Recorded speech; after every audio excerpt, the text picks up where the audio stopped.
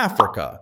From the 15th century onwards, Europeans settled along the African coasts. While some populations, such as the Yoruba, benefited from the slave trade, others, like the Kingdom of Congo, fell prey to European interests in the area.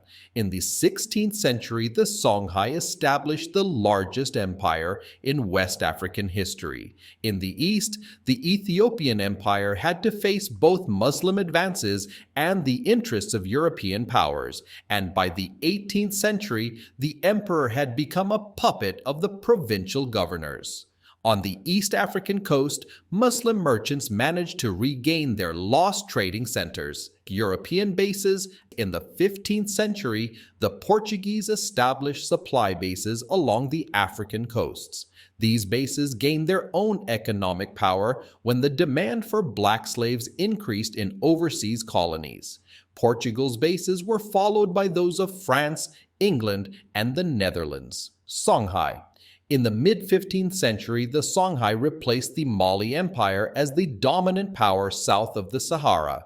In the early 16th century, Askia Muhammad expanded the Songhai Empire from the Atlantic to Lake Chad. Trade carried out by caravans with gold, salt, and slaves brought them prosperity. Islam was promoted by leaders as an integrating force, and the empire became a center of Islamic learning and culture. After a civil war and invasion by Morocco, the empire disappeared in 1591. Congo. Under the influence of the Portuguese, the rulers of the Kingdom of Congo converted to Christianity in 1491. In 1522, a prince was even ordained in Rome as the first African bishop.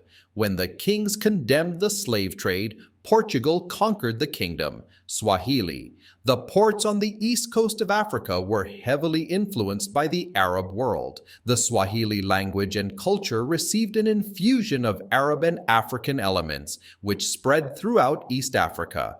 The Swahili prospered by selling black slaves and through the trade of ivory and gold, which reached as far as China. In the 16th century, the Portuguese invaded the region, but the imams and sultans of Oman in southern Arabia managed to repel them in the 17th and 18th centuries. Portugal retained control only over Mozambique.